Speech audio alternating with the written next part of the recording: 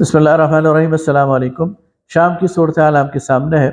اور شام کے حالات کے تناظر میں آج کل جو شخصیت زیر بحث ہے وہ ابو محمد الجولانی ہے، جو تحریر الشام کے سربراہ ہیں۔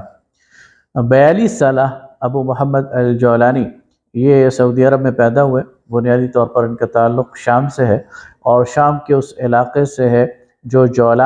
گولان ہائٹس کہلاتا ہے، جس پر 1967 میں اسرائیل نے قبضہ کیا تھا، مرتفعات الجولان، اور اسی نسبت سے وہ اپنے آپ کو ابو محمد الجولانی کہلاتے ہیں۔ ان کی پیدائش، جیسے کہ میں کہہ چکا ہوں کہ ان کے والدین نے 1967 کے بعد سعودی عرب کی طرف ہجرت کی، اور وہاں سعودی عرب میں ان کی پیدائش ہوئی، لیکن پھر لڑکپن میں ہی ان کے والدین دوبارہ دمشق آ گئے، اور پھر ان کی زندگی کا کچھ دور وہ دمشق میں رہا، اور ان کی تعلیم بھی وہاں پر ہوئی۔ 2003 میں جب امریکہ نے عراق پر حملہ کیا، تو پھر امریکی اس حملے کے خلاف مزاحمت کے لیے انہوں نے القاعدہ میں شمولیت اختیار کی، اور القاعدہ کا جو ونگ تھا ابو مصعب الزرقاوی کا، انہوں نے اس کا ساتھ دیا اور اس کے ملیشیا میں شامل ہوئے، اور باقاعدہ امریکن فورسز کے ساتھ پھر یہ وہاں لڑائی لڑتے رہے اور مقابلہ کرتے رہے اور مزاحمت کرتے رہے۔ 2005 میں ان کو موصل سے گرفتار کر لیا گیا، اور کیمپ بوقا جو کہ کویتی بارڈر کے پاس ہے اس میں ان کو رکھا گیا۔ یہ بالکل ایک صحرائی کیمپ تھا۔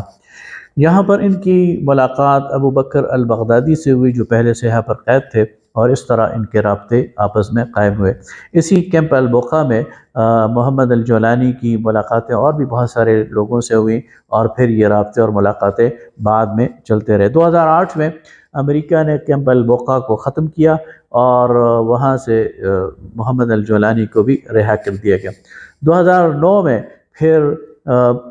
محمد الجولانی نے عراق کو چھوڑ کر شام کے اندر وہ آئے، اور انہوں نے بشار الاسد کا جو ہے اس کی جو رجیم ہے اس کا مقابلہ کرنا شروع کر دیا، اور النصرہ فرنٹ کے نام سے اپنی ایک تنظیم بنائی۔ اسی دوران 2009 میں ان کا تعلق ترکی کی استخبارات یعنی انٹیلیجنس ایجنسیز سے بھی ہو گیا، اور اس طرح ترکی اور ان کے درمیان ایک لیزان بھی قائم ہو گیا، اور پھر ایک جو ان کی مزاحمت ہے وہ بڑھتی گئی۔ ان کا ایک ہی ہدف ہے، اور وہ بشار الاسد کی رجیم تھی، اور انہوں نے بار بار اس کو واضح کیا، اور چونکہ ایران بشار الاسد کی پشت پر کھڑا تھا تو اس طرح یہ اینٹی ایران بھی ہو گئے، اور انہوں نے ایران کو بھی پھر ہدف بنایا۔ میں یہ بتا چکا ہوں کہ یہ بوقا جیل میں ابو بکر البغدادی کے ساتھ بھی رہے، اس لیے ان کا ایک تعلق ان کے ساتھ بھی قائم ہو گیا، اور پھر یہ داعش کا حصہ بن گئے، اور پھر ان کی آپس میں ایک لیزان رہی، اور یہاں تک بھی ہوا کہ پہلے داعش ان کو سپورٹ کرتا رہا، اور پھر ایک موقع ایسا ہے کہ انہوں نے بھی داعش کو سپورٹ کرنا شروع کر دیا۔ لیکن یہ 2010، 11، 12 میں پھر ان کے اور داعش کے درمیان اختلافات پیدا ہونے شروع ہو گئے، اور پھر یہ پبلک ہو گئے، اور باقاعدہ محمد الجولانی نے پبلکلی یہ کہنا شروع کر دیا کہ ان کا داعش سے اور القاعدہ سے کوئی تعلق نہیں ہے، اور یہ بھی کہنا شروع کر دیا کہ وہ بین الاقوامی طور پر کوئی عزائم نہیں رکھتے، مغربی ممالک کے خلاف بھی کوئی عزائم نہیں رکھتے، بلکہ ان کا ایک ہی ہدف ہے، اور وہ بشار الاسد، اس کی رجیم کو وہ ختم کرنا چاہتے ہیں۔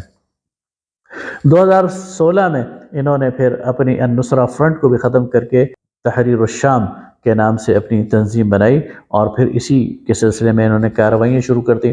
اس دوران جو ایران کا القدس بریگیڈ ہے یا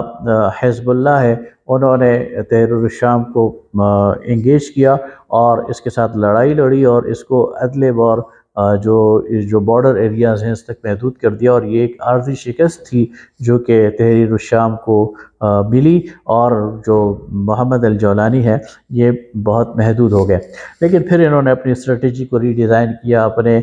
جو تعلقات ہیں ان کو نئے سرے سے آراستہ کیا، اور پھر نئے انداز سے یہ آگے بڑھے، اور اس موقع پر انہوں نے بہت اچھی اسٹریٹجی کے ساتھ جو ساری اپنی پلاننگ کی، اور بہت تیزی کے ساتھ ادلب اور حلب اور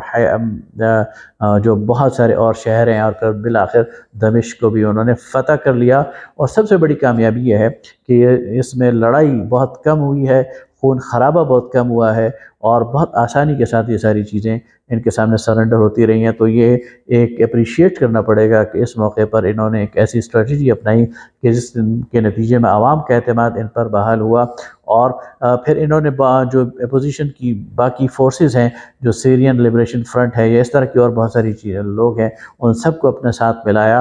اپوزیشن فورسز کو اپنے ساتھ ملایا، اور باقی جو بین الاقوامی قوتیں ہیں ان کو بھی یہ یقین دلایا کہ وہ کسی اور ڈیزائن میں نہیں ہے بلکہ بشار الاسد کو ختم کرنا چاہتے ہیں، اور پھر انہوں نے بہت اچھے طریقے سے اس کو ختم کر دیا۔ بنیادی طور پر یہ سلفی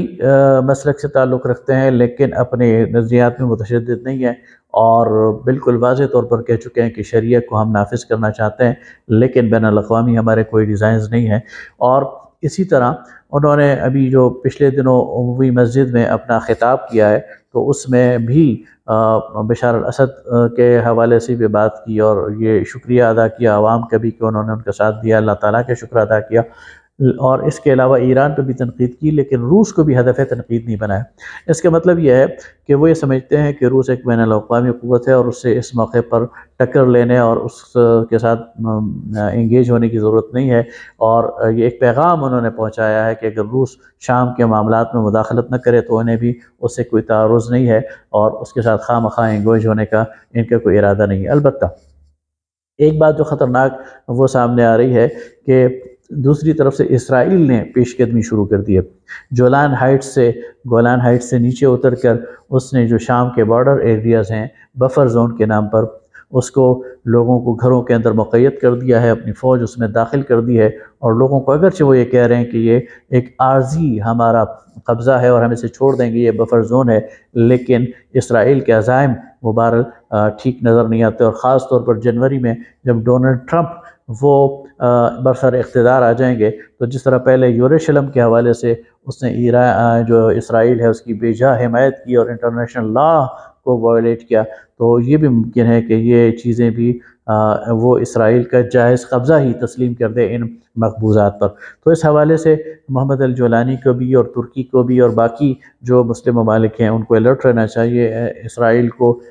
جو ہے وہ شٹ اپ کال بھی دینی چاہیے اور پیچھے بھی دھکیلنا چاہیے، اور اگر شام کے اندر سٹیبلٹی آ جاتی ہے اور شام کے اندر ایک مسلمان اور اسلامی ذہن والا حکمران آ جاتا ہے اور ایک ایسا سسٹم آ جاتا ہے جو شریعت کے مطابق ہوگا انشاءاللہ، تو اس کے نتیجے میں شامی عوام کو بھی فائدہ ہوگا، اور اس کے نتیجے میں اسرائیل کا یہ جو تھرٹ ہے اس کو بھی کنٹرول کیا جا سکے گا، اور اس سے بھی نیئر فیوچر میں انشاءاللہ کوئی